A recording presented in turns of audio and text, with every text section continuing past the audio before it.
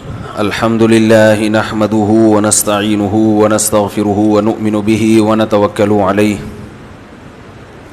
ونعوذ بالله من شرور أنفسنا ومن سيئات أعمالنا من يهده الله فلا مضل له ومن يضلل فلا هادي له ونشهد أن لا إله إلا الله وحده لا شريك له ونشهد أن محمدًا عبده ورسوله صلى الله تعالى عليه وعلى آله وأصحابه وبارك وسلم تسليماً كثيراً أما بعد فأعوذ بالله من الشيطان الرجيم بسم الله الرحمن الرحيم ونادى أصحاب الجنة أصحاب النار أن قد وجدنا ما وعدنا ربنا حقا فهل وجدتم ما وعد ربكم حقا. ہم 2019 رمضان اس کا آج کون سا بیان ہے؟ چھٹا بیان ہے. چھٹا ہے پانچواں ہے؟ چھٹا ہے. ہم نے سورہ بقرہ بھی پڑھ لی, سورہ آل عمران بھی پڑھ لی, سورہ نساء بھی پڑھ لی, اور بھی سورتیں پڑھی ہیں. آج ہم کہاں پہنچے ہیں؟ سورہ اعراف چل رہی ہے. سورہ بقرہ میں بنی اسرائیل کا بہت کثرت سے تذکرہ ہے اور کچھ احکام سے متعلق آیتیں ہیں.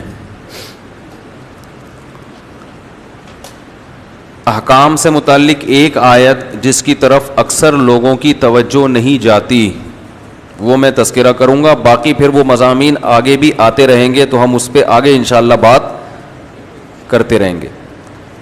لیکن یہ جو آیت ہے یہ آگے اس موضوع سے متعلق قرآن میں بیان نہیں ہوا, تو اس لیے میں اس کو آج تھوڑا سا بیان کروں گا. سورہ بقرہ کی سب سے لمبی آیت, بلکہ قرآن کی جو سب سے لمبی آیت ہے اس کو آیت مداینہ کہا جاتا ہے. یا ایھا الذین آمنوا اذا تداینتم بدین الی اجل مسمى فاکتبوہ. اے ایمان والو, جب بھی کسی سے ادھار کا کوئی معاملہ کرو تو اسے لکھ لیا کرو, اور واستشہدوا شہیدین من رجالکم, 2 آدمیوں کو گواہ بھی بنا لیا کرو. فإن لم يكونا رجلین, 2 آدمی نہ ملیں, فرجل وامرأتان, تو ایک مرد اور 2 عورتیں, ان کو گواہ بنا لیا کرو. ان تضل احداہما, 2 عورتوں کا ہم اس لیے کہہ رہے ہیں کہ ایک اگر بھول جائے فتذکر احداہما الاخری, تو دوسری اس کو یاد دلا دے. تو 2 عورتیں گواہی میں ایک مرد کے برابر ہیں. نکاح میں بھی ایسا ہی ہے, 2 مرد یا ایک مرد اور 2 لیڈیز, ٹھیک ہے نا. تو اللہ تعالیٰ نے اس آیت میں ہمیں حکم دیا کہ لین دین کا کوئی بھی معاملہ ہو تو کس فارم میں ہونا چاہیے؟ ریٹن میں, اور صرف ریٹن فارم میں بھی نہ ہو بلکہ اس پر گواہ بھی موجود ہو. آج دینداروں میں یہ بہت بڑی مصیبت آ گئی ہے کہ وہ معاملات میں صاف نہیں ہوتے, لکھت پڑھت نہیں کرتے, اعتماد پہ زبانی چل رہے ہوتے ہیں. کسی سے کوئی ایگریمنٹ ہونا, اگر کہو بھائی لکھ لو, کیا لکھنا کیا یار, زبان ہوتی ہے انسان کی, کیا کہتے ہیں, انسان کی زبان ہوتی ہے, یہ زبان دے دی نا بس. یہ ہوتا ہے کہ نہیں ہوتا؟ اتنے خراب معاملات چل رہے ہیں گھروں میں, معاملات میں, خرید و فروخت میں, وصیت میں, کچھ پتہ ہی نہیں ہے کسی کا. اس کے بعد جو بدگمانیاں پھیلتی ہیں, لڑائیاں ہوتی ہیں, آپس میں اختلاف ہوتا ہے, گولیاں چلتی ہیں, وہ صرف اس لیے ہوتی ہیں کہ شروع سے معاملات کلیئر, بولو بھائی, نہیں ہوتے. میں نکاح پڑھاتا ہوں نا تو مہر کی جگہ خالی ہوتی ہے. میں کہتا ہوں مہر, کہہ رہے ہیں وہ تو ابھی تک ہم نے آپس میں طے نہیں کیا. کیوں طے نہیں کیا بھائی؟ کہہ رہے ہیں وہ جو چاہیں لکھ لیں. میں نے کہا ٹھیک ہے, میں 3 کروڑ روپے لکھ رہا ہوں. میں کیا لکھ رہا ہوں بھائی؟ میری شادی تھوڑی ہو رہی ہے جو قاضی صاحب جو چاہیں لکھ لیں.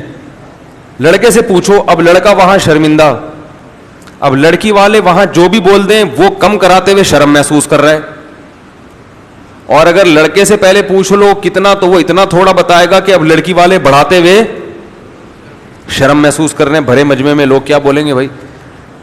تو یہ ہے معاملات. یہ تو پہلے سے طے ہونا چاہیے نا کہ مہر کتنا ہونا چاہیے, اور لکھوا لیں نکاح نامے پہ. پہلے مہر, سب سے پہلے کیا لکھوانا ہے؟ مہر. تو معاملات میں لکھت پڑھت اور اس میں صفائی نہیں ہے ہمارے معاشرے میں. وراثت میں تو بہت ہوتا ہے. یہ جو قرآن کی آیت سمجھ میں آئی, نبی صلی اللہ علیہ وسلم نے ارشاد فرمایا, صحیح بخاری کی حدیث ہے, کہ کسی مسلمان, کسی شخص کے لیے جو آخرت پر ایمان رکھتا ہو, اللہ رسول پہ ایمان رکھتا ہو, یہ حلال نہیں ہے کہ اس کے ذمے کوئی مالی لین دین ہو اور وہ لکھے نہیں اس کو, اور 3 دن گزر جائیں اس پر. مالی لین دین ہو اور 3 دن گزر جائیں اور وہ لکھے نہیں. بتاؤ آپ میں سے کتنے لوگ ہیں جنہوں نے اپنا سارا حساب و کتاب لکھا ہوا ہے اور اسے اپڈیٹ کرتے رہتے ہیں؟ میرا خیال ہے شاید ایک آدھ ہو. کوئی ہے تو ہاتھ کھڑا کرے ذرا. آپ نے لکھا ہوا ہے, آپ نے لکھا ہوا ہے, سب لکھا ہوا ہے. چلو 2-4 نکل آئے. آپ نے بھی لکھا ہوا ہے, میں نے بھی لکھا ہوا ہے الحمدللہ. تو ایک ایک چیز کس میں ہونی چاہیے؟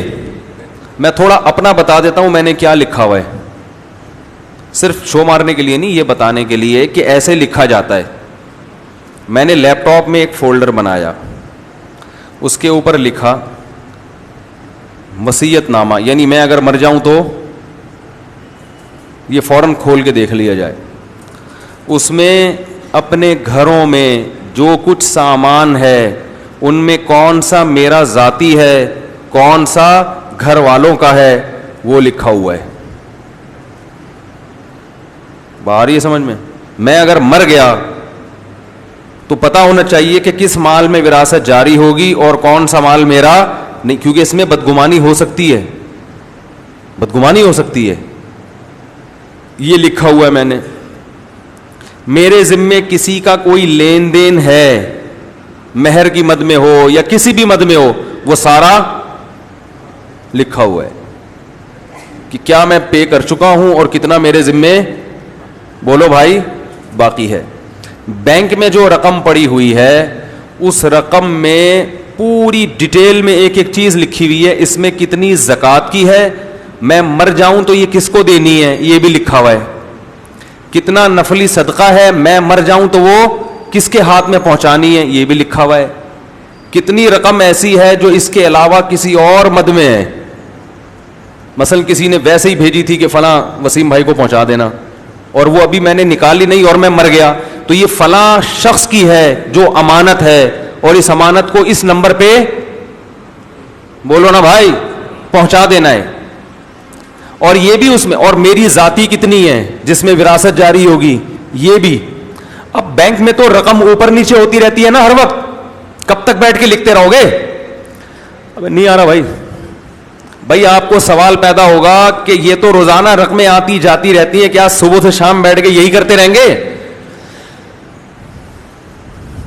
بھائی وہ تو ہر وقت وہ سارا چینج ہوتا رہتا ہے نا, کہ بھائی کوئی رقم آ رہی ہے, کوئی جا رہی ہے, تو وہ ایسے چینج ہوتا رہتا ہے کہ اس کے لیے ایک الگ پیج بنایا ہوا ہے. میں نے ایک الگ پیج بنایا ہوا ہے, اس پیج پہ ڈیٹ لکھی ہوئی ہے, اور اس میں لکھا ہوا ہے ٹوٹل بیلنس فلاں تاریخ کو بینک میں اتنا ہے, اس میں سے زکوٰۃ اتنی جو فلاں کو دینی, فلاں اتنا یہ بھی. اب زکوٰۃ میں سے جو پیسے مائنس ہوں گے وہ میں جیسے ہی کسی کو چیک کاٹ کے دیتا ہوں نا, فوراً وہاں سے لیپ ٹاپ پہ کیا کرتا ہوں, اس کو مائنس, اور وہ سنک ہو کے خود بخود گوگل ڈرائیو پہ, بولو نا بھائی, سیو ہو جاتا ہے. یہ ہو نہیں سکتا کہ میں نے کسی کو چیک کاٹ کے دیا ہو اور وہ وہاں سے مائنس اسی وقت نہ کیا ہو. نہیں آ رہی بات؟ جیسے ہی کوئی رقم میرے اکاؤنٹ میں آتی ہے, موبائل پہ میسج آ گیا یا بینک کا نوٹس آ گیا یا کسی نے کال کی کہ اتنے پیسے بھیجے ہیں, فوراً وہ پلس کی شکل میں لکھ لیتا ہوں کہ مثلا زکوٰۃ میں آئے نا تو پلس اتنے اماؤنٹ, اور اوپر ڈیٹ کہ آج کی تاریخ میں یہ جو اماؤنٹ آیا تو یہ کس مد میں ہے, یہ زکات میں. اور زکات کا پہلے سے بتایا ہوا ہے کہ کیا کرنا ہے اس کا, صدقے کا پہلے سے بتایا ہوا ہے, جو ہے. میں کیوں ساری باتیں بتاؤں کیا کیا ہے میرے پاس, میں ایک مثال دے رہا ہوں. تو ایک وہ روزانہ ہوتا رہتا ہے روز کے حساب سے, اور وہ سنک ہو کے گوگل ڈرائیو پہ, اور گوگل ڈرائیو کا پاسورڈ اپنے کسی قابل اعتماد آدمی کو دیا ہوا ہے کہ میں مر جاؤں تو یہ پاسورڈ ہے, یہ فوراً کھول کے یہ فائل نکال لینا. نہیں آ رہی بات؟ آ رہی ہے الحمدللہ. اگر کوئی رقم گھر میں پڑی ہے, جیسے یہاں بھی تو بعض دفعہ کوئی آتا ہے نا زکوٰۃ کی رقم ہے, تو فوراً لفافے میں وہ ایک جگہ ہے وہاں رکھ دی, وہ جگہ آپ کو نہیں بتا سکتا میں, اور وہ اپنے خاص قابل اعتماد لوگوں کو بتایا بھائی میں مر جاؤں تو وہ یہاں بھی ہو سکتا ہے کچھ رقم ہو, اور ہر لفافے پر لکھا ہوا ہے. اس میں سے اگر کچھ پیسے نکلیں گے تو وہ اسی لفافے پہ مائنس لکھا ہوا ہوگا, مائنس اس میں سے اتنے نکل چکے ہیں. آج ابھی اگر میرا انتقال ہو جاتا ہے نا, الحمدللہ, اللہ نہ کرے, لیکن اگر میرا انتقال ہو گیا تو الحمدللہ اس پر کہہ رہا ہوں کہ میرے گھر والوں کو, دوست احباب کو ایک چارانے کے بارے میں بھی کنفیوژن نہیں ہوگی کہ یہ کہاں, بولو بھائی, پہنچانے. اور اگر کسی کی میرے پاس امانت پڑی ہوئی ہے, امانت کے طور پر, بڑی رقم ہے یا چھوٹی رقم ہے, تو میں جس کے پیسے میرے پاس ہوتے ہیں اس سے بھی کہتا ہوں کہ اگر آپ مر گئے تو مجھے کوئی نمبر بتاؤ کہ میں یہ رقم وہاں تک پہنچاؤں. وہ کہتا ہے کیوں, میں تو جوان ہوں بھائی, میں نہیں مر رہا. میں کہتا ہوں کوئی بھروسہ نہیں ہے کسی کا, کوئی بھی کسی ٹائم آپ مر گئے تو آپ کوئی قابل اعتماد آدمی بتاؤ جس کو یہ رقم فوراً میں فون کر کے پہنچاؤں. کیونکہ جب بندہ مر جاتا ہے نا, تو اگر اس کے کسی رشتے دار کو پکڑا دو تو وہ ایسے پی جائے گا, وہ بتائے گا ہی نہیں کسی کو, وہ کھا جاتا ہے. تو کسی کی امانت میرے پاس رکھی, میں کہتا ہوں آپ اپنے خاندان کا ایسا آدمی بتاؤ, کیونکہ جس نے امانت رکھوائی اس کو پتا ہے اور مجھے پتا ہے کہ اس کی امانت میرے پاس, کسی تھرڈ پرسن کو نہیں پتا ہوتا. تو میں کہتا ہوں ایسا تھرڈ پرسن مجھے بتائیں کہ اگر آپ مر گئے, اور کسی بھی وقت کوئی بھی مر سکتا ہے, تو ایسا قابل اعتماد ہو کہ وہ آپ کی وراثت آپ کے بچوں میں شریعت کے مطابق تقسیم کر لے, وہ کھانے والا نہ ہو. تو وہ ڈھونڈ کے تلاش کر کے بتاتے ہیں, نمبر دیتے ہیں مجھے, وہ نمبر میں سیو کرتا ہوں اس کا, اور وہ بھی گوگل ڈرائیو پہ, ہر چیز گوگل ڈرائیو پہ سیو, اور اپنے خاص معتمد لوگوں کو اس کا پاسورڈ. آپ کہیں گے بھائی وہ تو آپ کی پرائیویسی کی, تو پرائیویسی کے لیے الگ گوگل ڈرائیو بنا لو. ایک گوگل ڈرائیو پہ گورنمنٹ کی طرف سے کوئی پابندی تھوڑی ہے کہ ایک آدمی ایک ہی بنا سکتا ہے. نہیں آ رہی بات میرا خیال ہے. تو ایک ایک چیز کیا ہونی چاہیے آپ کی لکھی ہوئی. ایک بہت بڑی گڑبڑ یہ ہوتی ہے, یہ تو قرآن کی میں بھی آیت کا ترجمہ کر کے بتاؤں گا تو آپ کو پتا چلے گا کہ اللہ نے لکھت پڑھت کا کتنی تاکید کے ساتھ حکم دیا ہے, معمولی نہیں ہے. تمام ایگریمنٹ کیا ہونے چاہیے, لکھے ہوئے. اب جھگڑے آتے ہیں, یہ کیا ایگریمنٹ ہوا تھا بھائی تمہارا, اس سے کہہ رہا ہے اس نے میرے کو یوں بولا تھا, اس وقت تو یہ ایسے کر رہا تھا, ابھی میرے کو یوں بولا تھا. میں کہتا ہوں کیا ثبوت ہے بھائی, ثبوت کسی کے پاس کچھ بھی نہیں ہے. آج کل یوٹیوبرز جو ہے نا, ان کے آپس میں بڑے پھڈے ہو رہے ہیں. وہ تو نے میری ویڈیو کیوں استعمال, تو نے, اوے ہم نے تو تیرے کو اتنا پروموٹ کیا, اب تو ہمارے پاس, ابے یہ تو بھائی کوئی ایگریمنٹ ہوا تھا آپس میں, نہیں ہوا نا, تو بس جو مرضی کر رہا ہے پھر کرے. وہ کہہ رہے ہم نے تو یوں کر دیا, تم نے جو یوں کیا تھا تو تم نے پوچھ کے کیا تھا, تم نے کوئی ایگریمنٹ کیا تھا پہلے. یہ کیا ہوتا ہے دیکھو, گھروں میں بڑا بھائی کیا کرتا ہے, وہ گھر کے اوپر پورشن بناتا ہے چھوٹے بھائیوں سے پوچھے بغیر. ابا کی وراثت کے پیسوں سے کیا ہو رہا ہے, اوپر ایک اور پورشن بن گیا, اس میں کچن بنا دیا, یہ کر دیا. سارے چھوٹے دیکھ رہے ہوتے ہیں, ابا کی وراثت کا جنازہ, بولو بھائی, نکل رہا ہے. پھر کچھ دنوں بعد چھوٹوں کو خیال آتا ہے ابا کی وراثت, ہمارے ایک عدد ابا ہوا کرتے تھے, ایک عدد ہمارے ابا ہوا کرتے تھے, سنا ہے وراثت, وہ تو اس وقت تو ناسمجھ ہوتے ہیں نا وہ. تو پھر بڑا کیا بولتا ہے, یہ سب میں نے کس کے لیے کیا ہے, تمہارے لیے کیا ہے. اب مفتی سے پوچھتے ہیں, مفتی کہتے ہیں اپنی جیب سے تاوان بھرے گا یہ. وہ کہتے ہیں میں نے تو ان لوگوں کے لیے کیا, تو آپ نے ان سے پوچھ کے کیا تھا, اور اگر پوچھ کے بھی کیا تھا تو یہ بتایا تھا کہ یہ تمہاری وراثت ہے جو تمہیں ملنے چاہیے تھی, لیکن میں اس سے اوپر پورشن بنا رہا ہوں. اتنی وضاحت کی تھی. پوچھ کے بھی کرتے ہیں لیکن ان بیچاروں کو کیا پتا. یہ سب بدماشیاں ہو رہی ہیں گھروں کے اندر. قرضے تقسیم ہو رہے ہیں, ابا کا انتقال ہو گیا تو فلانے کا قرضہ اتار دیا, ابا کا انتقال ہو گیا بڑی بیٹی کی شادی کر دی, اس سے پوچھے بغیر باقی وارثوں سے. تو یہ سب برائیاں ہیں معاشرے میں جو قرآن کی اس آیت کا پر عمل نہ کرنے کی وجہ سے ہیں. دلوں میں بغض پیدا ہوتا ہے, لڑائی پیدا ہوتی ہے, پتہ ہی نہیں چلتا. کئی لوگ ایسے آج مر جائیں نا تو کسی کو پتہ ہی نہیں ہے کہ یہ کس کا کتنا قرضہ ہے. قرض خواہ کھڑے ہوتے ہیں, کچھ جھوٹے بھی آئے ہوئے ہوتے ہیں لائن لگا کے, کوئی دستاویز ہی نہیں ہے, کچھ ہے ہی نہیں کسی کے پاس. تو آج جانے کے بعد سب سے پہلا کام کیا کرنا ہے؟ ایک ایک چیز کو لکھنا ہے. اور ایک اور بات یہ بھی کہ والد محترم کا بزنس ہوتا ہے جو انہوں نے پان کی دکان سے شروع کیا اور آج اللہ کا شکر ہے گٹکے کے کنٹینر ان کے پوری دنیا میں جا رہے ہیں. ایک مثال دے رہا ہوں. اب کیا ہوتا ہے کہ چھوٹے جیسے جیسے بیٹے جوان ہوتے ہیں وہ بھی ابا کے ساتھ بزنس میں شریک ہونا شروع, وہ بھی بیٹھ گئے. تو ہوتے ہوتے کاروبار کہاں سے کہاں پہنچ گیا, ابا بوڑھے ہو کر گھر میں بیٹھ گئے اور سارا کاروبار کس نے سنبھال لیا؟ بیٹوں نے. اب ابا کا انا للہ و انا الیہ راجعون ہو گیا. اب بیٹے کہتے ہیں سارا بزنس کس کا ہے؟ ہمارا, کیونکہ ہم نے پروموٹ کیا, سارا دن تو ہم بیٹھتے تھے. چھوٹا بھائی جو بیچارہ آج تک بیٹھا نہیں وہ کہے گا بھائی ابا کی وراثت ہے مجھے دو, تو پتہ ہی نہیں چل رہا ہوتا. ایک صاحب میرے پاس آئے, کہنے لگے کہ وہ دیندار تھے, ان کو خیال ہوا کہ چلو میں اپنی زندگی میں ہی پوچھ لوں کسی مفتی سے کہ میں مرا تھا یہ بزنس ملے گا کس کو. تو وہ میرے پاس آئے, کہنے لگے مفتی صاحب میرے بیٹے نے میرے کاروبار کو زمین سے کہاں تک پہنچا دیا؟ آسمان تک, بہت ترقی دی ہے, تو میرے مرنے کے بعد اس کو اس میں سے کیا ملے گا؟ میں نے کہا اس کو صرف ثواب ملے گا, اس کے علاوہ بولو بھائی کچھ نہیں ملے گا. کہہ رہے ہیں کیوں؟ میں نے کہا اس لیے کہ پیسہ کس کا تھا؟ آپ کا. اسی کاروبار سے ارننگ ہوئی ہے, اگرچہ وہ بچے کی جیب میں آئی مگر وہی ارننگ اس پہ لگی ہے. تو اس نے محنت کی ہے.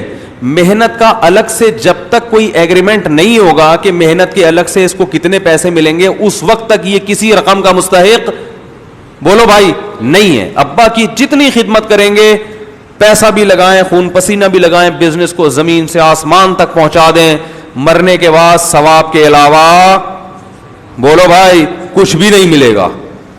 جب میرا یہ بیان بہت سے لوگوں میں گیا تو بہت سے بیٹوں کو خیال آیا کہ یار اگر صرف ثواب ہی مل رہا ہے تو ہم پاگل ہیں یار سارا دن وہ جو دوسرا بھائی ہے ہمارا وہ تو ایک دھیلا بھی ایک دن بھی دکان میں نہیں بیٹھتا, اور کم بخت وہ سارا اس کو بھی اتنا ہی ملے گا جتنا ہمیں.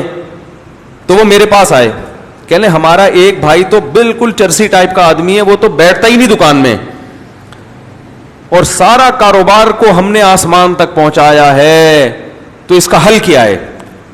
میں نے کہا اس کا حل یہ ہے, ابھی ابا زندہ ہے. انہوں نے کہا زندہ ہے. میں نے کہا ابھی حل ہو سکتا ہے, ابا کو بلاؤ, ابا کو بولو کہ یہ سارا کاروبار کس کے نام کر دیں؟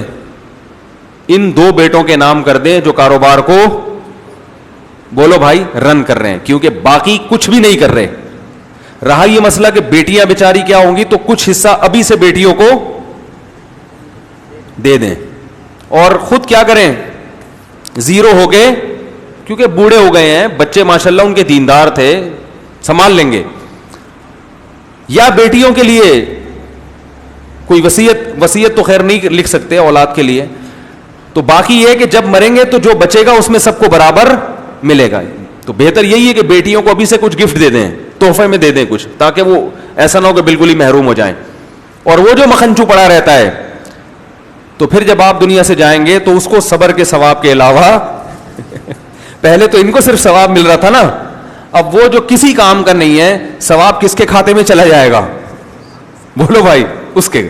وہ جب ابا دنیا سے جائیں گے تو ابا سب کچھ پہلے ہی دے چکے ہوں گے, بزنس سارا بیٹوں کو دے چکے ہیں, باقی جو بچا بیٹیوں کو دے چکا. وہ جو ہر وقت صلواتیں سنتا رہتا تھا کسی کام کا نہیں تھا, تو جب وراثت ہی باقی نہیں بچے گی تو اب ثواب کس کے حصے میں چلا جائے گا؟ پہلے ان محنت والوں کو صرف ثواب مل رہا تھا, اب ثواب کس کو ملے گا؟ تو یہ ایک طریقہ ہے جو ان لوگوں کے لیے جو نالائق بیٹے بھی ہوتے ہیں جن کے. تو یہ سب دنیا میں پہلے علماء کرام کی موجودگی میں حل کرا لیا کریں مسائل کہ بھائی کیا کس کو کیا ملے گا اور کیوں ملے گا, کیسے ملے گا. اور اس میں ایک اہم بات یہ بھی ہے کہ دنیا میں جب آپ کسی کو کوئی چیز گفٹ کرتے ہیں تو محض نام کر دینا کافی نہیں ہے, ہینڈ اوور کرنا ضروری ہے. یہ بھی ایک اہم مسئلہ ہے کہ یاد, جیسے میری یہ پگڑی ہے, میں نے ان سے کہا قاری صاحب میں نے یہ پگڑی آپ کو گفٹ کر دی, تو گفٹ ہوئی نہیں ہے ابھی, جب تک میں ان کو پکڑا کے ان کے ہاتھ میں نہ دے دوں. قبضہ کرنا تحفے میں کیا ہے, بولو, تحفہ جب آپ کسی کو دیتے ہیں تو قبضہ اس میں ضروری, اور ہر چیز کا قبضہ اس کے اور حصی قبضہ, یعنی عملی طور پر قبضہ. میں پگڑی ان کے نام بھی کر دوں گا تو نہیں ہوگی, اسٹیمپ پیپر میں بھی لکھ کے دو, جب تک ہینڈ اوور نہیں کروں گا ہاتھ میں نہیں آئے گی, قبضہ نہیں ہوگا. تو پراپرٹی کا بھی ایسا ہی ہے کہ جب آپ پراپرٹی کسی کو گفٹ کرتے ہیں یا کاروبار کسی کو گفٹ کرتے ہیں تو صرف نام اس کے کروا دینا کافی نہیں ہے, پورا کاروبار اٹھا کے اس کو پکڑانا پڑے گا. دکان ہے تو چابیاں دینی پڑیں گی, یہ ہینڈ اوور, یہ لو تمہارا, اب میں آؤں گا چائے پینے کے لیے یہاں پہ, ہینڈ اوور کرنا ضروری ہے. تو گھر میں بھی باپ بعض دفعہ ایک بیٹے کے نام گھر کر دیتا ہے. یہ مائک کی آواز صحیح نہیں ہے نا, نہیں ہے نا صحیح, تراویح میں بھی ٹینشن ہو رہی ہے, اتنی آواز گونج رہی ہے, اس کو صحیح کریں یار. ابا کیا کرتے ہیں, بیٹے کو گھر گفٹ میں دے دیا یا بیٹی کو گفٹ میں دے دیا, تو ایسے دے دینا کافی نہیں ہے, مکمل قبضہ دینا پڑے گا گھر پہ. اور مکمل قبضہ کیسے ہوتا ہے, یا تو سامان, اس کی گونج کم کریں بھائی, یہ جو گونج رہی ہے نا آواز اتنی, یہ کم کریں. یا تو سامان سمیت گھر گفٹ کر دیں اور خود باہر نکل جائیں تھوڑی دیر کے لیے, یا سامان اگر نہیں دے رہے ہیں تو سامان سارا اپنا باہر نکالنا پڑے گا, اور پھر گھر کس کو پکڑانا پڑے گا, بیٹے کو. اس کی چابیاں پکڑا دیں, بیٹا آپ گھر میں چلے جاؤ. اس طرح سے عملی طور پر جو پریکٹیکلی جس کو کہتے ہیں نا, وہ قبضہ ہونا ضروری ہے. لوگ یہ کچھ نہیں کرتے, بس ڈاکومنٹ میں نام کر دیا یہ میری بیٹی کا, یہ میرے بیٹے کا. پھر جب وہ مفتیان کرام کے پاس جاتا ہے, وہ کہتے ہیں یہ آپ کا نہیں ہے, اس میں وراثت جاری ہوگی, تو پھر آپس میں کیا ہوتا ہے, لڑائی ہوتی ہے. پھر مفتیوں کے کوئی جس کا پھر جس کو جو ہے نا گھر جس کے کو مل رہا ہوتا ہے اس کو مفتیوں کا فتویٰ بہت اچھا مل رہا ہوتا ہے, جس کو نہیں مل رہا ہوتا وہ کہتے ہیں یہ مفتی لوگ پتہ نہیں یہ اپنی مرضی کے فتوے دیتے رہتے ہیں بیٹھ کے. تو ہینڈ اوور کرنا ضروری. تو مالی معاملات میں اسلام نے بہت تاکید سے حکم دیا ہے کہ ہر چیز کی لکھت پڑھت, بولو بھائی, ہونی. ہاں چھوٹے موٹے معاملات جو دن اور رات ہوتے رہتے ہیں, دکان سے گئے, یار ایک میٹھا پان لگا کے دے یار, اس نے پان لگا کے جیب میں ہاتھ ڈالا, پیسہ ہی نہیں ہے. تو اب یہ نہیں کہ اسٹیمپ پیپر لینے جا رہا ہے وہ کہ یار 10 روپے کے پان کا کیا کرو, کہ میں نے تمہیں 10 روپے دینے ہیں کل اور 2 گواہ بھی لے کر آوے ہیں. تو چھوٹی موٹی چیزیں 10 15 20 روپے, اس میں لکھت پڑھ ضروری نہیں ہے. تو یہ ایک بہت اہم ترین آیت ہے سورہ بقرہ کی, جس پر لوگ عمل نہیں کرتے, اور اللہ نے اس کی بہت تاکید کی ہے. تمام معاملات کیسے ہونے چاہیے. اور یہ بھی ایک بات بتاؤں, میاں بیوی کے جو جھگڑے ہوتے ہیں نا, جب ان میں صلح ہوتی ہے اور پھر کچھ شرائط طے ہوتی ہیں, تو ان کو بھی ریٹرن میں لانا ضروری ہے. کئی کیسز ایسے آئے ہیں, شرائط طے ہو گئی, آپس میں چلے گئے, وہ بھول گئے, پھر وہ کیا ہیں, یا کسی کو اپنی والی یاد ہے, اپنے اوپر جو شرطیں تھیں وہ یاد نہیں رہتی, تو وہ بھی صلح کا بھی اصول کیا ہے, جو ہوگا بھائی یہ ہے, اس کے مطابق طے ہوگا.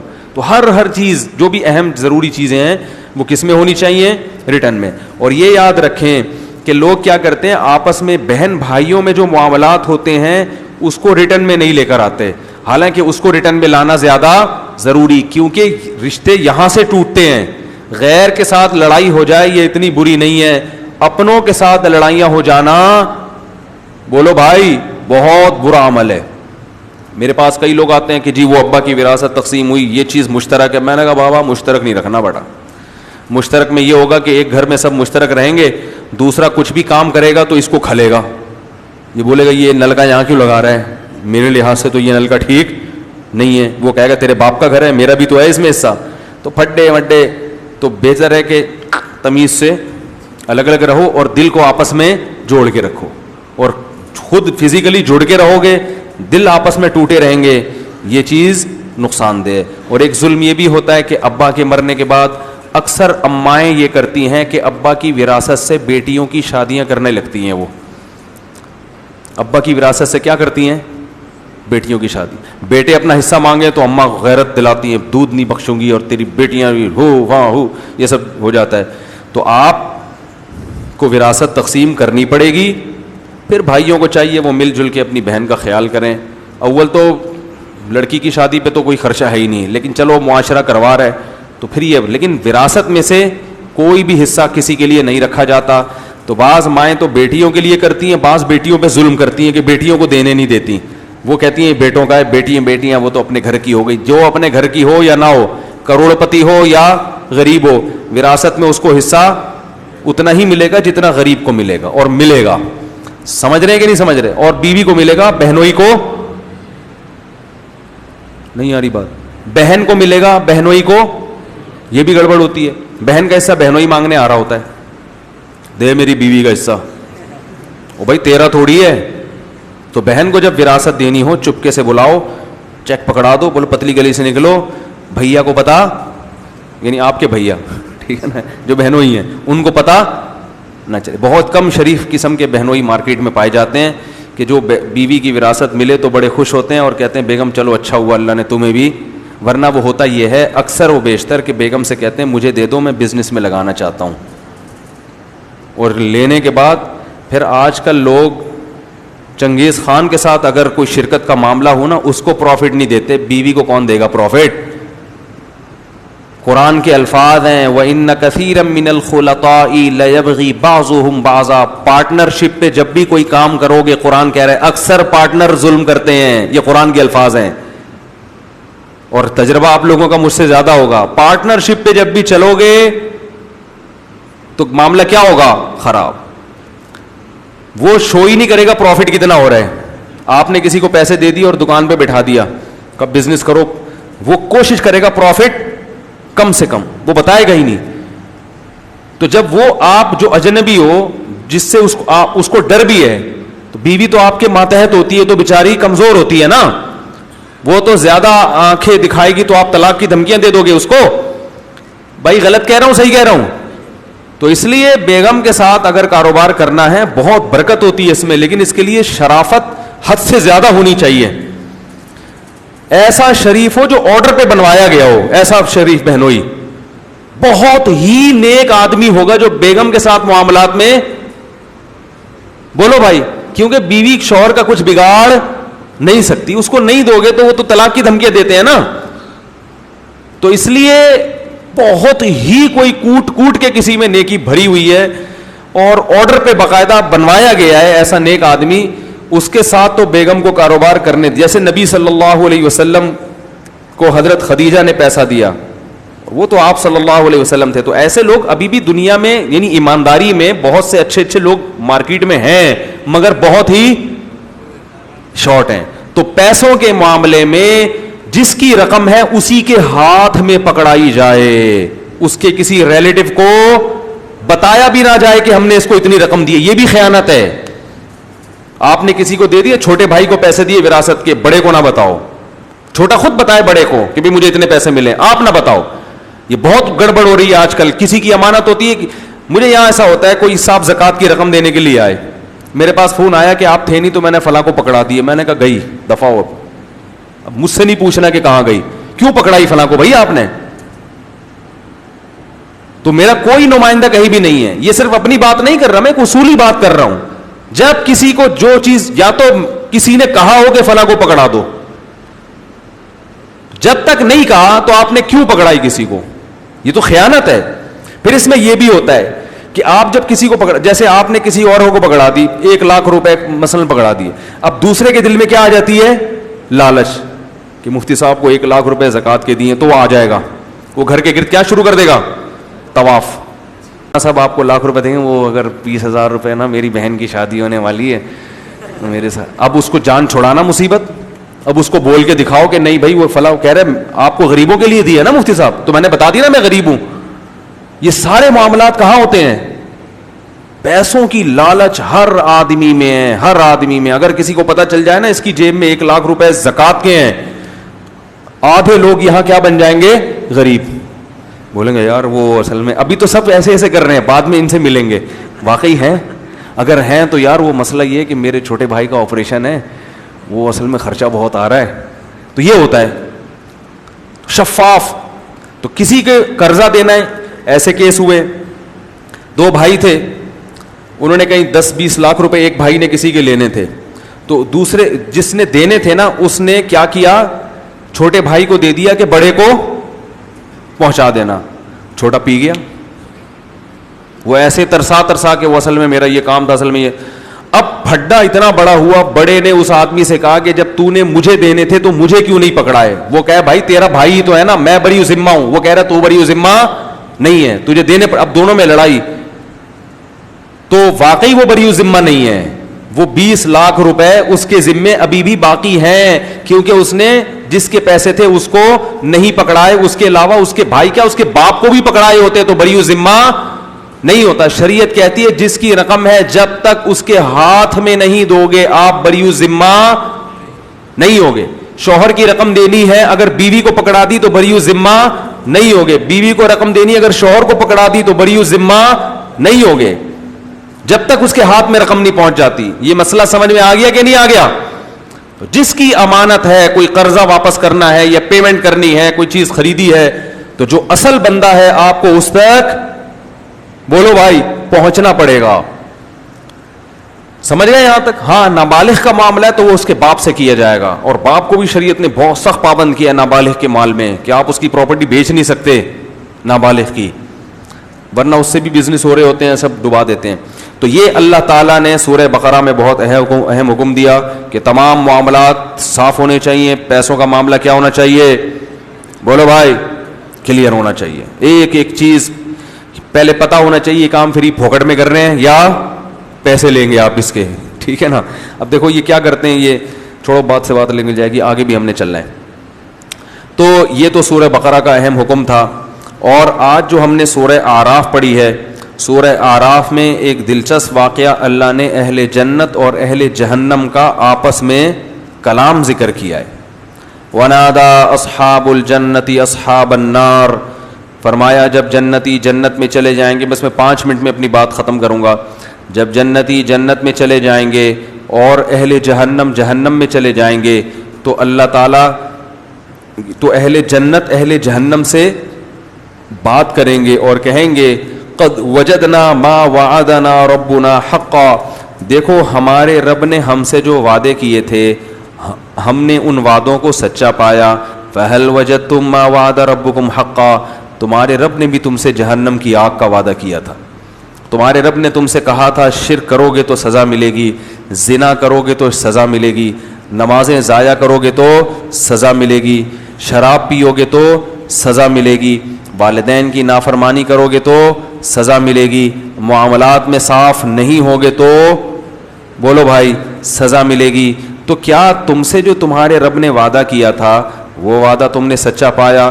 قالوا نعم, وہ کہیں گے ہاں ہم اس وعدے کو مذاق سمجھا کرتے تھے مگر آج وہ وعدہ ہم اپنی آنکھوں سے دیکھ رہے ہیں.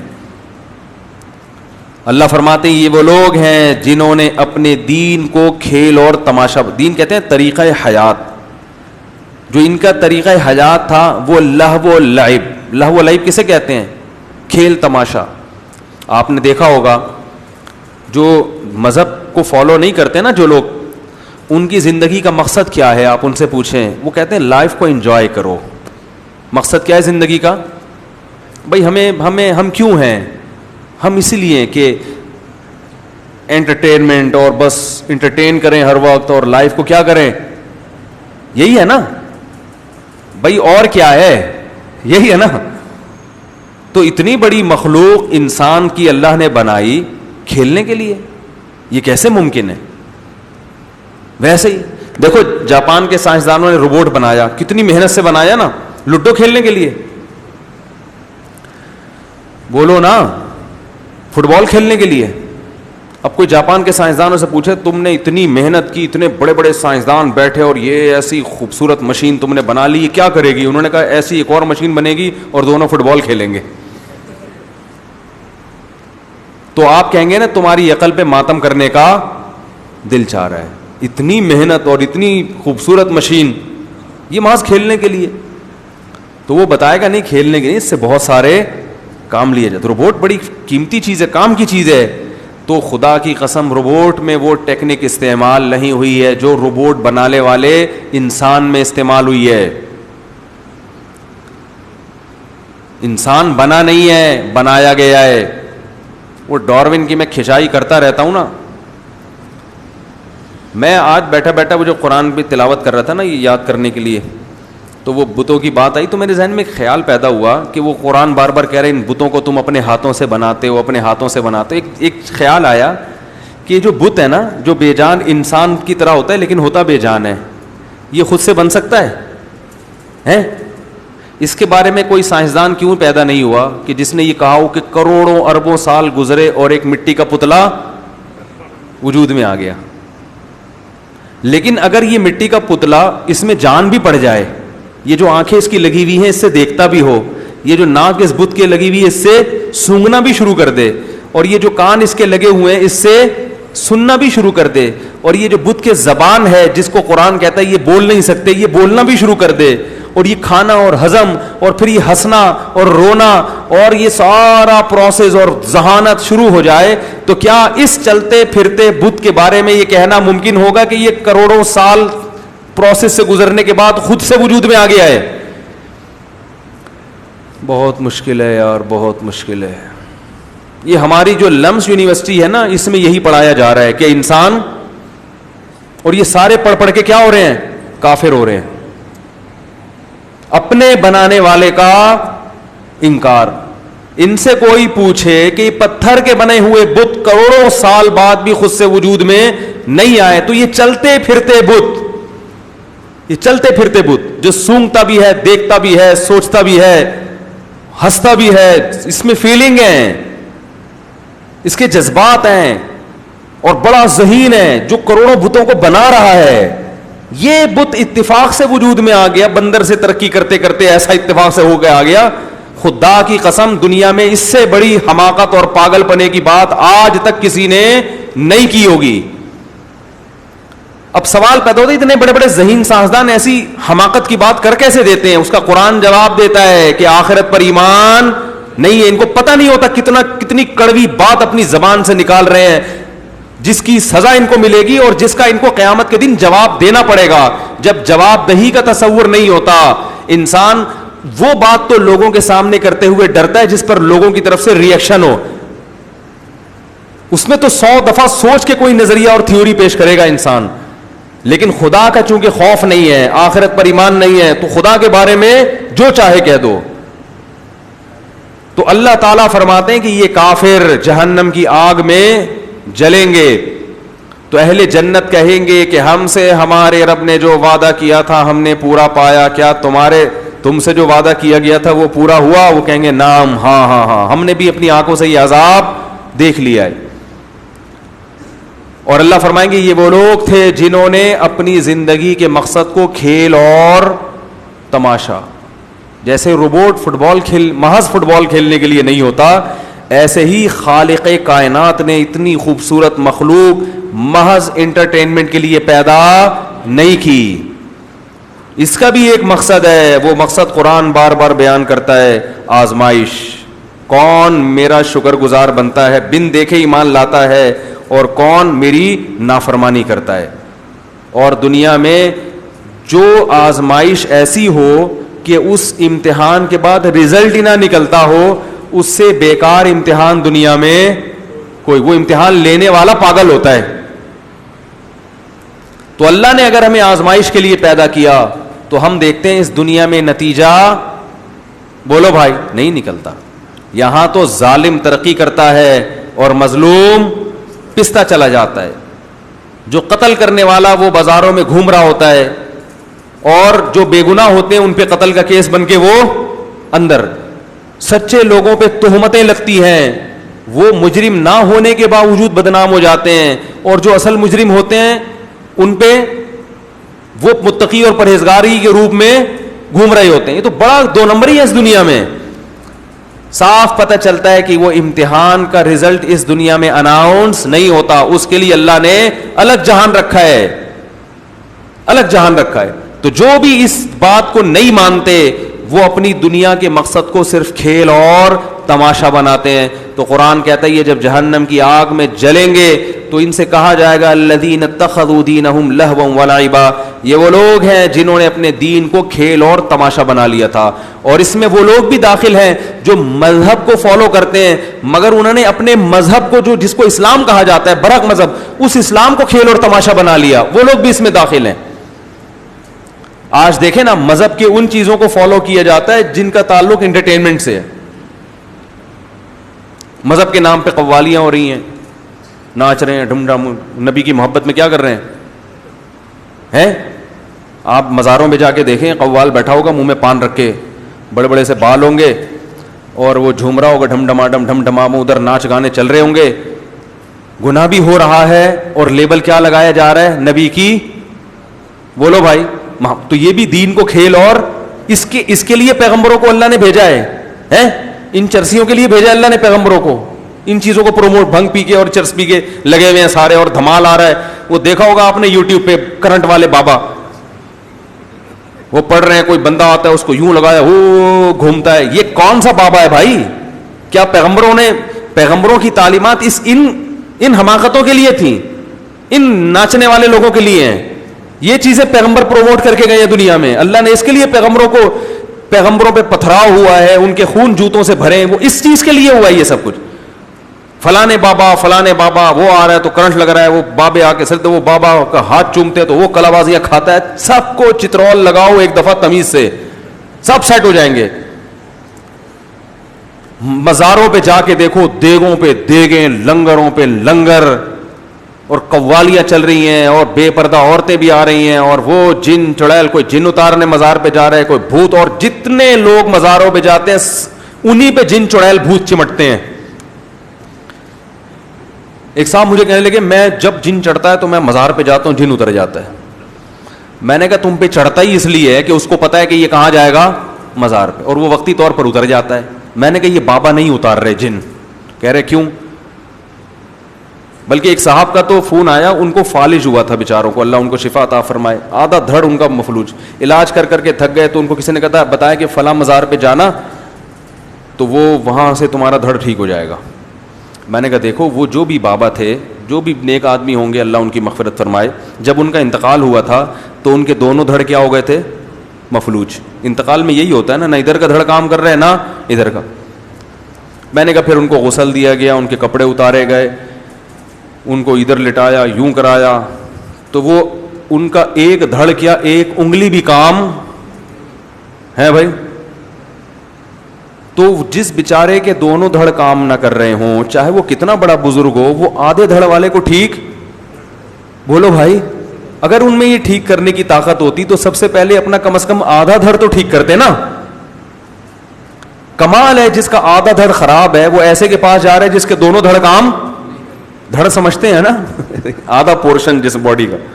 تو ان کی سمجھ میں آیا, الحمدللہ وہ حاجات پوری کروانے کے لیے مزار نہیں ہیں, اس کے لیے مسجدیں ہیں, اللہ کے گھر ہیں. اللہ کے گھر میں یہاں دعا مانگو, اور تگڑی دعا مانگنی ہے تو بیت اللہ پہنچ جاؤ, سیدھا اللہ کے اصل اوریجنل گھر. یہ بھی اوریجنل گھر ہے, وہ بالکل مرکز ہے, وہ تمام گھروں کا سر. بیت اللہ میں جا کے دعائیں مانگو, غلاف پکڑ کے دعائیں مانگو, اور ملتزم سے چمٹ کے دعائیں مانگو. ہمارے نبی صلی اللہ علیہ وسلم نے ملتزم سے چمٹ کے دعائیں مانگی ہیں. وہ ایک ہمارے ساتھ ایک مولوی صاحب تھے, وہ کہہ رہے ایک دیہاتی آیا, میں نے وہاں ملتزم پہ دیکھا, وہ چمٹ کے نا ملتزم دعا مانگ رہا ہے, وہ بیچارہ سیدھا سادہ دیہاتی. پھر مجھے آ کے بتا رہا ہے, کہہ رہے آج تو ہم نے اللہ کا گریبان پکڑ کے دعا مانگی ہے آج تو ہم نے اللہ کا گریبان پکڑ کے بولا ہے کہ میرا یہ کام کر دے. وہ سیدھا سادہ آدمی تھا بیچارہ, اس کو نہیں پتا. جیسے ہم بالکل کسی کا گریبان پکڑ لیتے نا, بھائی یہ کام کر, کہہ رہے آج تو ہم نے اللہ کا گریبان پکڑ کے بولا ہے کہ اللہ میرا یہ کام کر دے. تو وہ بیچارے کی اپنی تعبیر تھی, کوئی ہوتا تو فوراً گستاخ کا فتویٰ لگا دیتا اس کے اوپر. وہ جیسی اس سیدھا دیہاتی, ویسی اس کی زبان, جو اس کے جذبات تھے وہ اسی الفاظ میں اس نے اس کو بتایا. تو حقیقت یہی ہے کہ جو ملتزم پہ کھڑے ہو کر جب بیت اللہ کی چادر کو پکڑ کے اور رخسار وہاں رکھ کے دعا مانگتے ہیں, تو یہ ایسے ہے جیسے اللہ سے لپٹ کے دعا مانگ. تو یہ ہے, مسجد میں آؤ, گھر میں رات کو اٹھ کے اللہ سے دعا مانگو. مزار پہ اگر جا رہے ہو تو ان بزرگ کے لیے دعا مانگنے کے لیے, سمجھ میں آ رہی ہے بات؟ کہ بڑے بزرگ تھے, ان کی قبر پہ گئے تو ان کے لیے دعا مانگو کہ اللہ ان کے درجات اور زیادہ بلند کر دے, بس اس کے علاوہ کچھ بھی نہیں ہے. اس سے آگے بڑھو گے تو کیا ہو جائے گی؟ بدعت, ناجائز. تو یہ بھی دین کو کھیل تماشا بنانے والی بات ہے. قوالیاں ہو رہی ہیں, دھوم دھڑک کے ڈھم ڈھم ہو رہا ہے, اور کلابازیاں کھا رہی ہیں, وجد آ رہا ہے, یہ ہو رہا ہے, یہ بھی کیا ہے؟ تماشا, ڈانس ہو رہا ہے نبی کی محبت میں. ہم تو دیکھتے ہیں اب تو باقاعدہ نعتوں پہ کیا چل رہا ہے. میں نے وہاں دیکھا وہ سمندر کے کنارے کچھ لڑکے کیا کر رہے ہیں, ایک نعت چل رہی ہے اور ڈانس کر رہے ہیں. یہ بھی دین کو کیا ہے, یہ دین کے ساتھ کیا ہے یہ. اور نعتوں کے اسٹائل بھی اسی قسم کے آ رہے ہیں. نعت میں ایک وقار ہونا چاہیے, ایک نور ہونا چاہیے. نعت پڑھنے کا انداز ایسا جیسے کوئی فلم کا گانا ہو, تو یہ نعت کے ساتھ مذاق ہے یا نہیں ہے؟ ایسے اسٹائل میں نعتیں کہ لوگ تھرکنا شروع, ناچنا شروع, کلابازیاں کھا رہے ہیں, پتہ ہی نہیں چلتا پہلی نظر میں کہ یہ نعت پڑھ رہا ہے, یہ کوئی مائیکل جیکسن کا کوئی گانا چل رہا ہے یہ. تو یہ سب چیزیں کیا ہیں؟ انہوں نے دین کو کیا بنا لیا؟ انٹرٹینمنٹ, تفریح کا ذریعہ. دین اصل کیا تھا؟ قرآن میں آج ہم نے آیتیں پڑھی, قل تعالوا, آؤ میں تمہیں بتاتا ہوں. اے نبی ان سے کہو آؤ.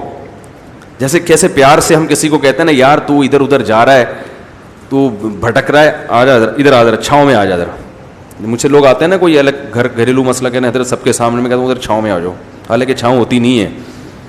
ادھر چھاؤں میں آ جاؤ ذرا, ادھر بتاؤ کیا کہنا چاہ رہے ہو. تو اللہ کیا فرما رہے؟ تعالو, ادھر آؤ, آؤ ہم تمہیں بتاتے ہیں کہ تمہارے رب کن چیزوں سے. سارا کچھ ہم کر رہے ہیں رب کو خوش کرنے کے لیے نا بھائی. اگر کوئی قوالیاں بھی پڑھ رہا ہے تو اس کی نیت کیا ہے؟ رب کو خوش کرنا. تو اللہ کہتے ہیں آؤ ہم تمہیں بتاتے ہیں رب کن چیزوں سے خوش ہوتا ہے. ان دھوم دھڑکوں سے خوش نہیں ہوتا, خوش ہوتا ہے ان کیا ہے؟ تعالوا ما حرم ربکم اللہ تشرکوا بہ شیئا, سب سے پہلے اللہ کے سوا کسی کو مدد کے لیے, بولو بھائی, نہیں پکار. سب کس کے محتاج ہیں؟ اللہ کے. وبالوالدین احسانا, گھر میں ابا اور اماں کے جا کے پوچھو کہ ان کے ساتھ بہت اچھا سلوک کر رہے ہو. احسان کا مطلب اچھا سلوک نہیں, بہت اچھا. احسان کہتے ہیں کسی بھی معاملے کو انتہا تک پہنچانا, بہت اعلیٰ درجے تک پہنچانا, اس کو احسان کہتے ہیں, جس کو انگلش میں کہتے ہیں ایکسیلنٹ. کوئی کام آپ کو نا ایکسیلنٹ, ایک ہوتا ہے گڈ. گڈ کا مطلب اچھا کیا آپ نے, ایکسیلنٹ کا مطلب ہٹو بچوں. تو ماں باپ کے ساتھ ایسا سلوک ہو کہ والدین کہیں بھائی بول لو نا, ہٹو بچوں, یہ ہمارا بچہ ایسا ہے, بچوں باقی سارے ہٹو. یہ ہے کیا؟ احسان. وبالوالدین احسانا ولا تقتلوا اولادکم من املاق. ہر وقت غربت غربت غربت, پیسے نہیں ہیں پیسے نہیں ہیں, اور بچے کھا جائیں گے, بچے نہ ہو. اللہ فرماتے ہیں نا نا نا نا, بچوں کو قتل ماں کے پیٹ میں بھی ضائع نہ کرو, پیدا ہونے کے بعد بھی ضائع نہ کرو. کیوں؟ نحن نرزقہم وایاکم, ان کو رزق فیملی پلاننگ والے نہیں دیتے, ان کو رزق کون دیتا ہے؟ میں دیتا ہوں. اور تو جو بڑا ہو گیا نا, جوانی کی دہلیز پہ قدم رکھا تو نے, اور کھا کھا کے اتنا مسٹنڈا ہو گیا, تجھے بھی روزی IMF والوں نے نہیں دی ہے. تجھے کس نے روزی دی ہے؟ میں نے. یہ گورنمنٹ تجھے نہیں کھلاتی ہے جو تیرے لیے پالیسیاں بنائے گی کہ 2 بچے یا 3 بچے. یہ گورنمنٹ تیرا خدا نہیں ہے. یہ چیف جسٹس جو تجھے پانی نہیں پلا رہا, جو کہہ رہا ہے کہ جناب اتنے گیلن پانی اتنا نکل رہا ہے, کہاں سے پانی پئیں گے. میں نے بتایا تھا نا, وہ چیف جسٹس صاحب نے بیان کیا تھا کہ اتنے کروڑوں گیلن پانی زمین سے نکل رہا ہے, پانی ختم. تو بچے کیا کرو؟ روکو. تو میں نے کہا رپورٹ اس کو نہیں کہتے کتنا نکل رہا ہے, رپورٹ اس کو کہتے ہیں کہ جا کتنا رہا ہے اور اس میں سے نکل کتنا رہا ہے. جانے میں کی رپورٹ نہیں بتائی کہ کتنا زمین میں جا رہا ہے. یہ تو حالات ہیں ان لوگ, اور کہتے ہیں پڑھے لکھے ہیں, اور پھر صبح شام مولویوں پہ طنز کے. ان مولویوں کو آتا کیا ہے؟ مولویوں کے پاس اللہ کا شکر ہے سینس الحمدللہ, بولو بھائی. مولوی کو اتنا پتا ہے کہ بچہ پیدا ہوتے ہی ماں کی چھاتیوں میں دودھ آ جاتا ہے, یہ اس کی علامت ہے کہ اس بچے کو پیدا کرنے والے کو پتا ہے کہ اس کو کتنا رزق چاہیے, کس نوعیت کا رزق چاہیے اور کہاں سے چاہیے. اس کو یہ بھی پتا ہے اس کو کتنا دودھ چاہیے. پتا ہے آپ کو بچے کا جتنا ویٹ ہوتا ہے نا, اسی حساب سے ماں کی چھاتیوں میں دودھ پیدا ہوتا ہے. بچہ اگر دبلا ہے تو اس کو دودھ کم چاہیے نا, وہ دودھ کمزور ہے تو ماں کی چھاتیوں میں دودھ بھی کم. بچہ اگر صحت مند پیدا ہو نا تو اس کو دودھ, کیونکہ وہ زیادہ خوراک ہے اس کی, تو ماں کی چھاتیوں میں دودھ بھی, بولو بھائی, زیادہ. بچے میں جس منرل کی کمی ہوگی نا, ماں کے دودھ میں وہی چیز زیادہ ہوگی. تو یہ ساری چیزیں دیکھ کے بھی کوئی کہے کہ اللہ نہیں کھلاتا اور وہ کیلکولیشن کرتا رہے بیٹھ کے, تو اس سے بڑا بیوقوف دنیا میں کون ہوگا میرے بھائی؟ اس سے بڑا بیوقوف کون ہوگا؟ تو اللہ نے قرآن میں کہہ دیا نحن نرزقہم, ان کو رزق بھی ہم اور تمہیں رزق بھی کون دے گا؟ ہم دیں گے. لہذا اس نیت سے نہ آپ کو نسل روکنے کی اجازت اور نہ ماں کے پیٹ میں حمل ضائع کرنے کی اجازت. اگر کوئی ایسا کرتا ہے سارا دن بیٹھ کے نعتیں پڑھتا رہے, میلاد شریف کی محفلیں مناتا رہے, قوالیاں کرتا رہے, تو میرے بھائی اس کا جنت میں جانا, بولو نا. مجھے پتہ ہے میرے بیان پہ ایک آدمی نے کمنٹ سے کہتے ان کے تو بات کرنے کی تمیز نہیں ہے, اخلاق ہی نہیں ہے, اور کیسے کیسے موضوعات کو یہ لوگوں میں جا کے چھیڑتے ہیں. تو ٹھیک ہے, میں بیٹھ کے پھر میٹھی میٹھی آپ سے باتیں کر لیتا ہوں, بس سب جنت میں جائیں گے, جہنم میں کوئی بھی نہیں جائے گا. پڑوسیوں, اب ہماری جو اسکولوں کی اسلامیات ہے نا, پتہ ہے کیا ہے وہ؟ پڑوسیوں سے اچھا سلوک کرو, سچ بولو. تو یہ تو عیسائی بھی کہتا ہے پڑوسیوں سے, کیا خیال ہے؟ ہندو بھی یہی کہتا ہے پڑوسیوں سے اچھا سلوک کرو, عیسائی بھی یہی کہتے ہیں, تو سارے, تو یہ اسلام بھی کہتا ہے اس کو بھی, لیکن اس کے علاوہ بھی تو کچھ چیزیں ہیں نا. کیا ہو گیا بھائی؟ اس کے علاوہ بھی کچھ چیزیں جو اسلام کہتا ہے, اور اس کو جب فالو نہیں کیا جاتا تو بسا اوقات انسان کو غصہ بھی آتا ہے. ہمارے نبی صلی اللہ علیہ وسلم کو نہیں غضب آ جاتا تھا بعض دفعہ؟ آپ صلی اللہ علیہ وسلم ایک دفعہ بیان فرماتے ہوئے آپ کے چہرہ ایسا سرخ ہو گیا غضب سے کہ صحابہ کہتے ہیں ہماری چاہت ہوئی کہ کاش آپ صلی اللہ علیہ وسلم خاموش ہو جائیں تاکہ آپ پر یہ غضب کی کیفیات, بولو, ختم ہو جائیں. تو نسل کو روکا جا رہا ہے. بڑے بڑے دیندار لوگ ہیں, میرے پاس کال آتی ہیں, خانقاہوں میں منجے ہوئے, چلے لگے ہوئے, 4 مہینے لگے ہوئے, حضرت میں پہلے ہی غریب ہوں, تیسرا بچہ بھی پیدا ہو رہا ہے. میں کہتا ہوں یار تو ایسی بات نہ کرتا, اللہ نے تجھے کہہ لیا کمبخت, تجھے 6 فٹ کا بنا دیا, میں نے 6 فٹ کا بنا دیا, اور تیرے چربی آپریشن کرو اتنی نکلے گی, تو یہ غربت سے تو متاثر نہیں ہوا, تیری اولاد, یہ بس یہیں آ کے بریک لگا دوں گا میں, اس سے آگے میرے پاس وسائل نہیں ہے کیا؟ کس قدر غصہ آئے گا اللہ کو. مجھے جو غصہ آ رہا ہے نا ان لوگوں پہ, اس لیے نہیں کہ میرا کوئی نقصان ہو رہا ہے, آپ کے 2 ہو 4 ہو 8 ہو, میرا کیا فرق پڑتا ہے بھائی؟ اس سے میری صحت پہ کیا اثر پڑتا ہے؟ مجھے غضب اس لیے آ رہا ہے یہ سوچ کے کہ اللہ کو آپ پر کتنا غضب آتا ہوگا. اور اللہ کو یہ ایسے ہی ہے جیسے باپ جو ہے نا, باپ بڑا سیٹ تھا, بڑا کھلانے پلانے والا اور بڑا ٹھیک ٹھاک, اس نے, وہ سیٹ ہے, ساری دنیا پتہ, اس سے بڑا سیٹ دنیا میں پیدا ہوا ہی نہیں. اب اس نے اپنے بیٹے سے کہا بیٹا یہ دکان میں جتنی چیزیں بھری ہوئی ہیں تو کوئی بھی کھلونا اٹھا لے,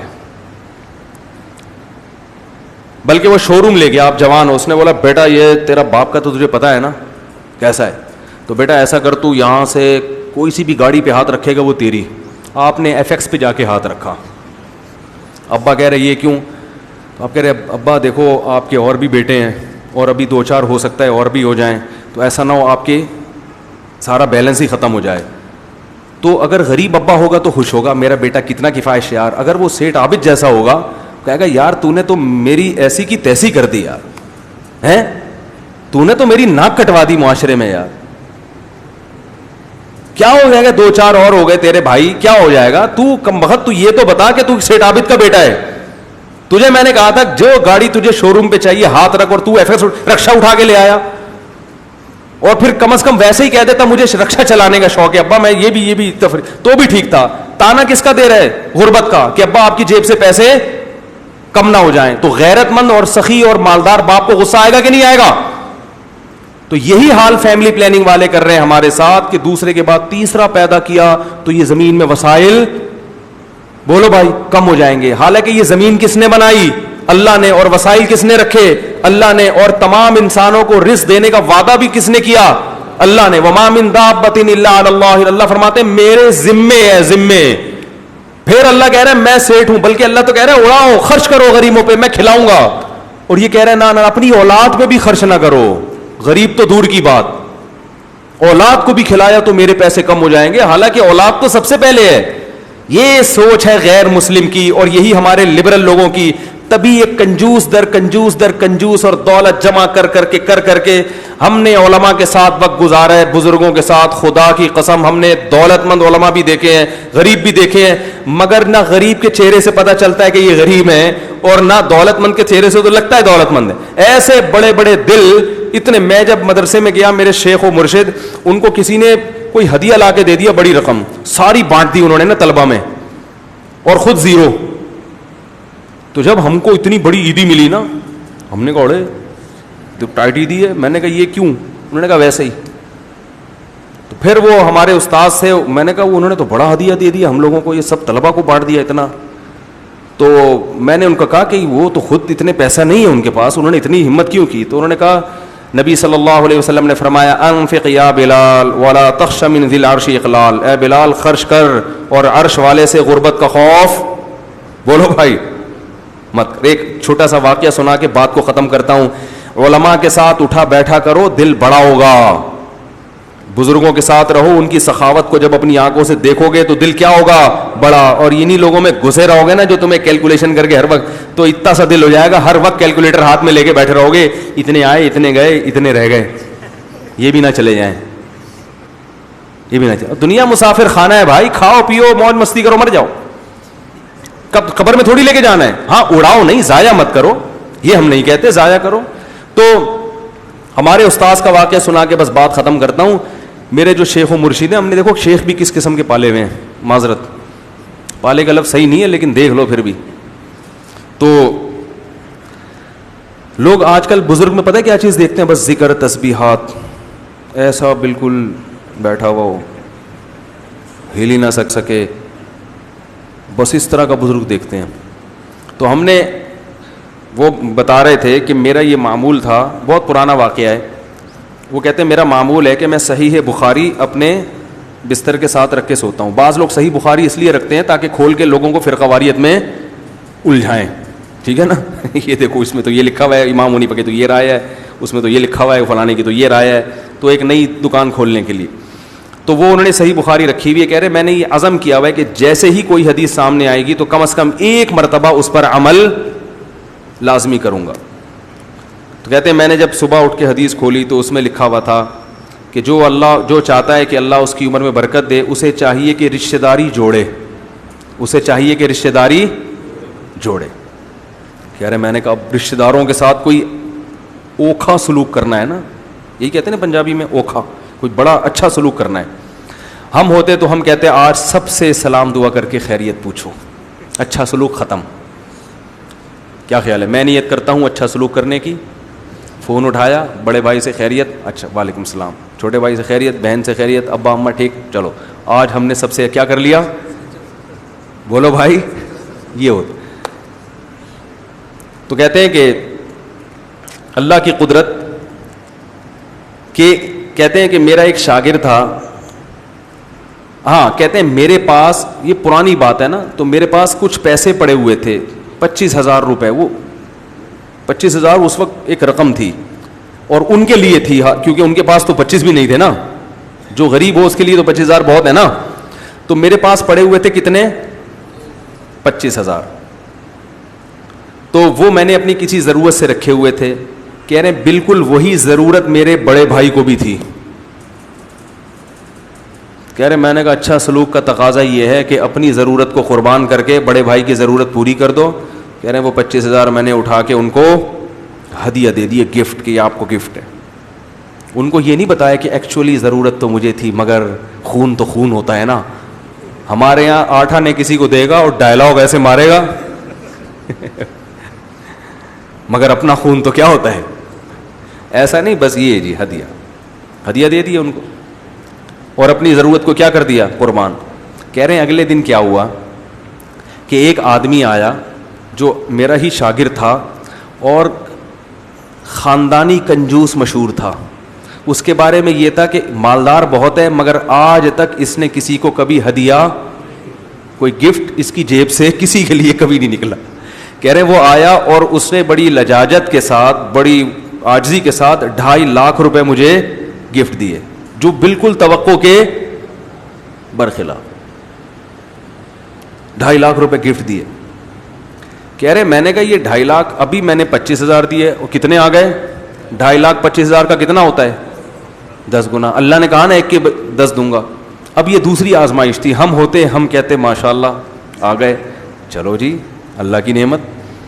کہتے میں نے کہا کہ اس کا مطلب ہے کہ اللہ کو میرا کل کا عمل بہت زیادہ پسند, تو بھائی کے ساتھ اچھا سلوک کتنا پسند آیا, لہذا یہ رشتہ داری جوڑنے کے بدلے میں یہ پیسے آئے ہیں, تو یہ سارے پیسے میں بہن بھائیوں میں, بولو بھائی, تو دوبارہ زیرو ہو گئے. وہ 2.5 لاکھ سب بہن بھائیوں کو برابر برابر نہیں, بولو تو پھر رہنے دو, کیا کر دیے, بانٹ دیے.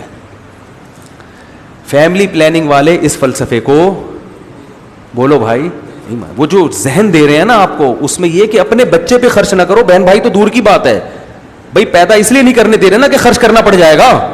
صحابہ تو بیوہ عورتوں سے شادی کرتے تھے, ان کے بچے لے کے پال لیا کرتے تھے, اور یہ اپنے نہیں پیدا ہونے دے رہے. کیسی گندی سوچ بن رہی ہے کہ نہیں بن رہی لاشعوری طور پر.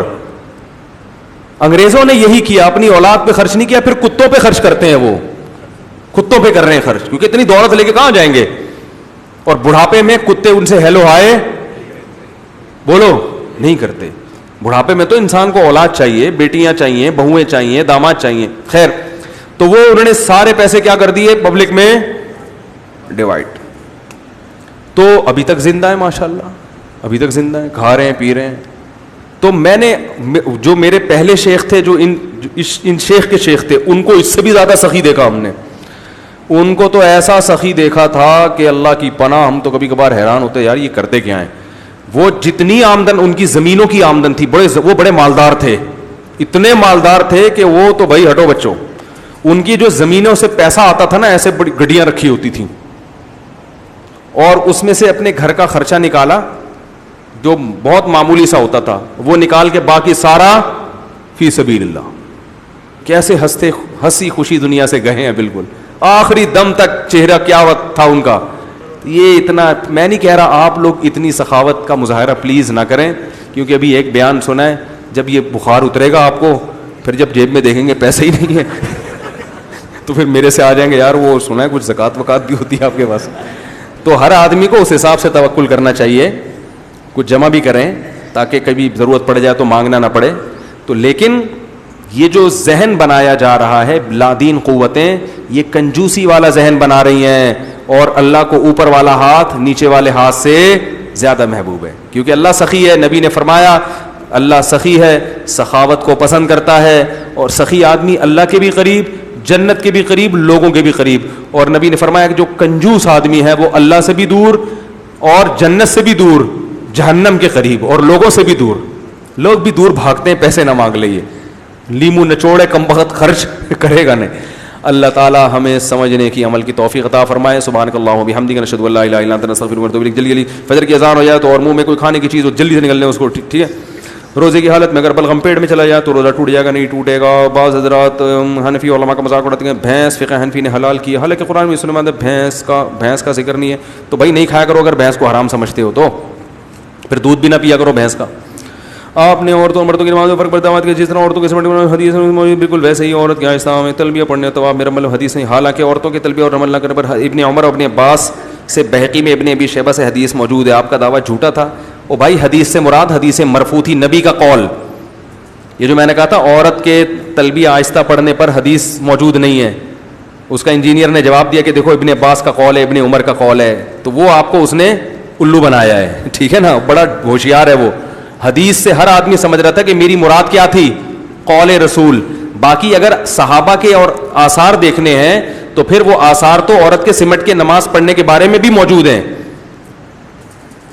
اور اس نے یہ دعویٰ کیا ہے کہ دیکھو عبداللہ بن عمر نے نبی سے سنے بغیر یہ کام نہیں کیا ہوگا, صحابی رسول نے. تو اسی طرح یاد رکھو جو تابعین میں ثقہ تابعین ہیں, وہ جب کوئی ایسا قول کرتے ہیں تو ان کے بارے میں بھی یہ ہے کہ انہوں نے صحابی سے سنے بغیر نہیں کیا ہوگا, اور صحابی نے نبی سے سنے بغیر نہیں کیا ہوگا.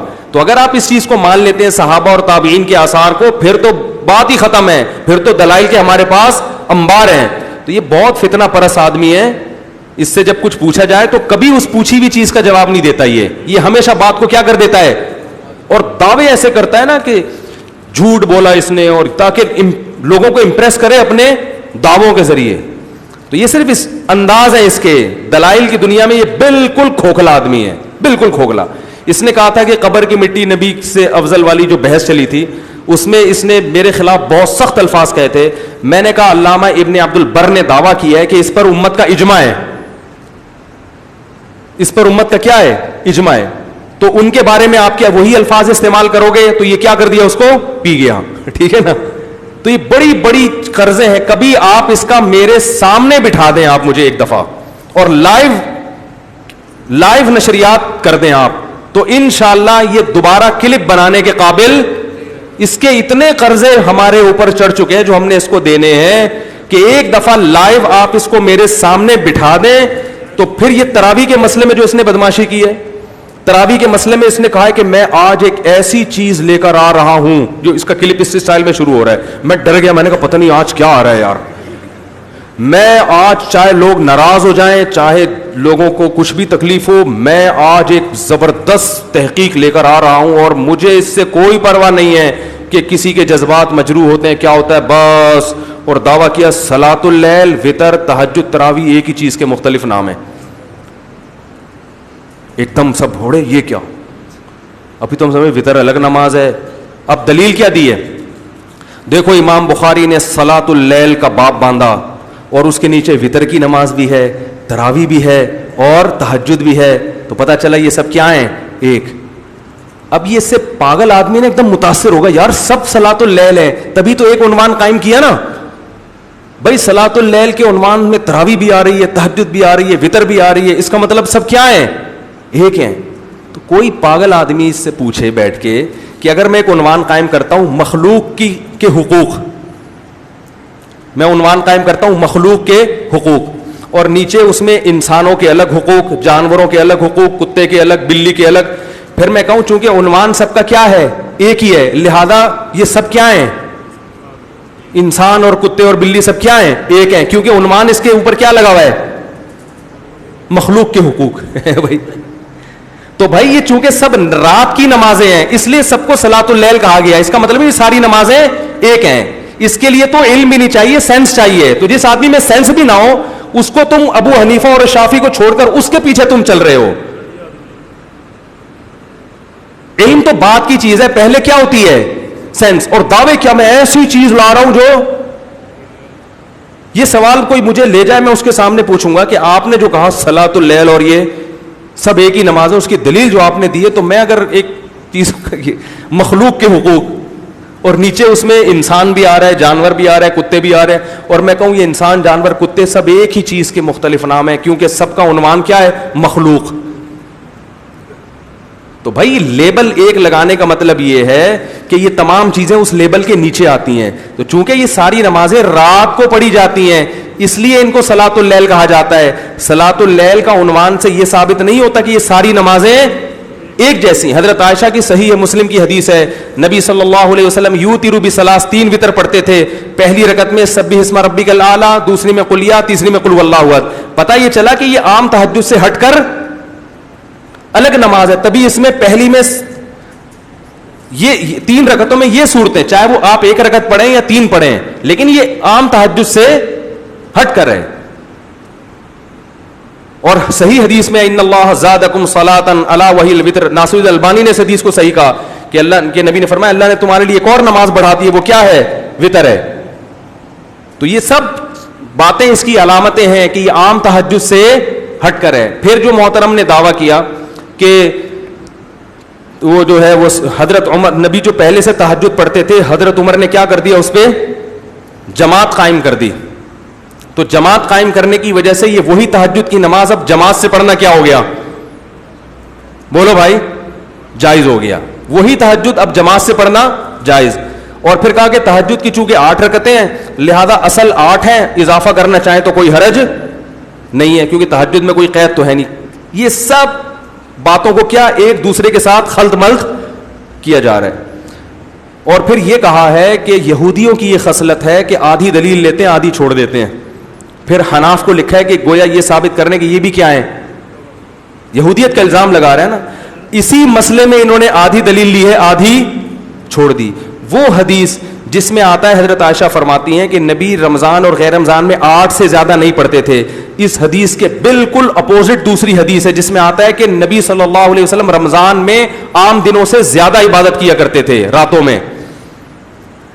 تو پتہ چلا یہ والی جو پہلی حدیث ہے اس کا متن درست نہیں ہے, اس کا متن درست نہیں ہے. اور دوسرا دعویٰ یہ غلط کیا کہ موطا امام مالک میں صحیح حدیث ہے کہ وہ حضرت عمر نے 8 پڑھی ہیں، حالانکہ یہ صحیح حدیث بولو بھائی نہیں ہے. اور دلیل یہ دی موطا امام مالک میں ہے، تو 20 والی حدیث بھی تو موطا امام مالک میں ہے. اگر یہ 8 والی صحیح اس لیے ہے کہ موطا میں ہے، تو 20 والی بھی کس میں ہے؟ موطا میں ہے. تو وہ بھی تو اسی بیس پہ صحیح ہوئی. وہ صحیح نہیں ہے. کیوں صحیح نہیں ہے؟ کیونکہ وہ مرسل ہے. تو اس کا مطلب موطا میں ہونا اس کی علامت نہیں ہے کہ وہ صحیح ہے، بلکہ اس میں مزید بھی کچھ آپ کو دیکھنا پڑے گا. تو یہ سب لفاظی ہے، علم نہیں ہے، فتنہ ہے اور کچھ بھی نہیں ہے. تو ایک دفعہ میرے پاس بٹھا دیں اس کو انشاءاللہ، اور لائیو چلائیں. لائیو ریکارڈنگ چلائیں نا، وہ آدھی بات پی جائے گا اور آدھی نشر کر دے گا. ٹھیک ہے نا؟ تو ابھی تک جتنے میں نے بیانات کیے ہیں صرف ان کے بارے میں پوچھوں گا کہ میں نے آپ کی بات کا یہ جواب دیا تھا، اس کا آپ نے غلط جواب کیوں دیا، صحیح جواب کیوں نہیں دیا. صرف ان پر بات ہوگی تو پتہ چل جائے گا کہ دودھ کا دودھ اور پانی کا پانی. تو یہ گھمانا لفاظی ہے، فتنہ پرستی ہے اور کچھ بھی نہیں ہے. تراویح کی جو نماز ہے یہ حضرت عمر کی سنت ہے. نبی نے کتنی پڑھی ہے یہ کسی کو بھی معلوم نہیں ہے. اس بارے میں ضعیف حدیث ہے، صحیح حدیث ہے ہی نہیں اس بارے میں کہ نبی نے کتنی پڑھی ہے. وہ جو حدیث ہے نا کہ نبی غیر رمضان اور رمضان میں 8 سے زیادہ نہیں پڑھتے تھے، یہ حدیث سند کے لحاظ سے صحیح ہے، متن کے لحاظ سے صحیح نہیں ہے. یہ متن میں اضطراب ہے، کیونکہ دوسری حدیث میں آتے کہ رمضان میں زیادہ پڑھتے تھے. نہیں آ رہی بات؟ اور دوسرا اس حدیث کا تراویح سے کوئی تعلق ہے ہی نہیں. یہ عام معمول ہے جو رمضان اور غیر رمضان میں تھا. وہ جو تراویح کے 3 دن نبی نے کتنی نماز پڑھی تھی یہ کسی کو معلوم نہیں ہے. اب آپ کیا کر رہے ہیں کہ حدیث سے 8 رکعتیں لے رہے ہیں اور جماعت کہاں سے لے رہے ہیں؟ حضرت عمر سے. یہ گڑبڑ ہے. اگر حدیث آپ نے لینی ہے تو حدیث میں تو آتا ہے کہ نبی نے تیسرے دن صحابہ کو منع کر دیا تراویح پڑھنے سے اور غضبناک ہوئے. اس سے کسی نے سوال پوچھا کہ کیا اس پہ غضبناک ہوئے کہ نماز پڑھنے کیوں آ رہے ہو؟ اس نے کہا نہیں، غضبناک اس پہ ہوئے کہ فرض نہ ہو جائے. یہ بھی گھمایا ہے بات کو. بھائی غضبناک اگرچہ وجہ یہی تھی کہ فرض نہ ہو جائے، لیکن غضبناک ہوئے اس پر کہ دوبارہ پڑھنے کیوں آ رہے ہو، اتنا شوق کیوں دکھا رہے ہو. تو حدیث کے مطابق تو غامدی صاحب کی بات پھر صحیح معلوم ہوتی ہے کہ تراویح سرے سے بولو بھائی پڑھنی ہی نہیں چاہیے، کیونکہ نبی تو غضبناک ہو رہے ہیں کہ کیوں آ رہے ہو. نہیں آ رہی بات؟ اس غضب کی اصل وجہ یہی تھی کہ فرض نہ ہو جائے، مگر اس اصل وجہ کی بیس پر آپ نے جب منع کر دیا تو پھر آپ کیوں پڑھ رہے ہو؟ اور اگر آپ کہتے ہو اس لیے پڑھ رہے ہیں کہ حضرت عمر نے شروع کی ہے، تو پھر حضرت عمر نے 8 نہیں بلکہ 20 شروع کی ہیں. ایک تو موطا امام مالک کی 8 والی حدیث ضعیف ہے، اس پر میں بھی بیان ریکارڈ کرواؤں گا انشاءاللہ. اور سب سے بڑی دلیل اس 8 کے ضعیف ہونے کی یہ بھی ہے کہ حضرت عمر کے دور میں تابعین تبع تابعین اور صحابہ ان میں سے کسی ایک سے ضعیف روایت بھی دکھا دیں کہ رمضان میں کسی نے جماعت کے ساتھ 8 رکعتیں پڑھی ہوں، کوئی ایک صحابی دکھا دو. تو یہ کیسے ممکن ہے کہ صحابہ تابعین تبع تابعین کو حضرت عمر کی سنت کا پتہ حضرت عمر کے کہنے سے تو شروع کر رہے ہیں، مگر جتنی رکعتیں حضرت عمر نے پڑھوائی اتنی نہیں پڑھ رہے. کوئی 16 پڑھ رہا ہے، کوئی 20 پڑھ رہا ہے، کوئی 40 پڑھ رہا ہے. 16 سے کم نہیں ملتی ہمیں، 8 کوئی بھی نہیں پڑھ رہا. تو اصل سنت اگر 8 تھی تو کوئی ایک تو ہونا چاہیے نا. نہ عبداللہ بن مسعود 8 پڑھ رہے ہیں، نہ عبداللہ بن عباس سے کہیں ثابت ہے، نہ تابعین سے.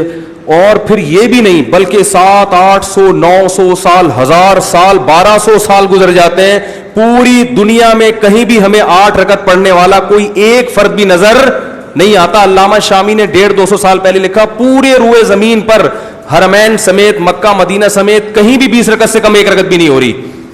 تو یہ اجماع امت ہو گیا کہ نہیں ہو گیا؟ اب میں نے دعویٰ کیا اس پر اجماع ہو چکا ہے، تو محترم نے پتہ کیا جواب دیا؟ جواب یہ دیا کہ 4 ائمہ کا تو اجماع نہیں ہے، امام مالک تو 36 کے قائل ہے. میں کہہ رہا ہوں کہ صدیوں تک اجماع رہا ہے، اس جواب کو پی کے کیا کر دیا؟ 4 اماموں کا تو نہیں ہے. اور وہ بھی غلط. 4 اماموں میں سے ایک اگر 36 کے قائل ہیں تو کم سے کم 20 رکعت پر تو اجماع ہو گیا نا. یہ جواب بھی کیا کر دیا؟ پی گیا. اور دوسری بات یہ کہ میں نے یہ دعویٰ کیا، میں نے دعویٰ نہیں کیا کہ ہمیشہ سے اجماع ہے. میں نے کہا ایک دور امت میں ایسا آیا ہے اور طویل عرصے تک آیا ہے کہ پوری امت 20 رکعت پر جمع رہی ہے. جبکہ حدیث میں آتا ہے کہ میری امت گمراہی پر جمع نہیں ہو سکتی. تو اس سے علماء کہتے ہیں ایک سیکنڈ کے لیے بھی گمراہی پہ جمع نہیں ہو سکتی. کسی بھی دور میں, چاہے 1000 سال کے بعد, 600 سال کے بعد, کسی بھی دور میں پوری امت اگر ایک پلیٹ فارم پہ جمع ہو گئی ہے, اس کے بعد کوئی بھی اس اجماع کو چینج نہیں کر سکتا, کیونکہ اگر چینج کرے گا تو اس کی علامت ہے کہ اس وقت امت غلط چیز پہ جمع ہوئی تھی, اور غلط چیز پہ امت ایک سیکنڈ کے لیے بھی جمع نہیں ہو سکتی. تو ان باتوں میں سے کسی بات کا جواب نہیں ہے, اور دعوے ہی دعوے ہیں. تو لوگ جو بیچارے کے پاس علم نہیں ہے وہ بیوقوف بڑے آرام سے بنتے ہیں, تو بنتے رہیں, کہ جب ظاہر ہے کہ جب آپ اتنے بڑے بڑے مجتہدین کو چھوڑ کر پلمبروں اور انجینئروں اور پروفیسروں کے پیچھے لگو گے تو پھر اللہ آپ کا یہی انجام کرے گا. نولیہ ما تولا, اللہ فرماتے پھر جہاں چاہو میں تمہیں چلا دوں. تو ان ائمہ اربعہ جن کو پوری امت نے فالو کیا, ان کو تو یہ سمجھ میں نہیں آیا کہ اصل سنت کتنی ہے, 8 رکعتیں ہیں بھائی.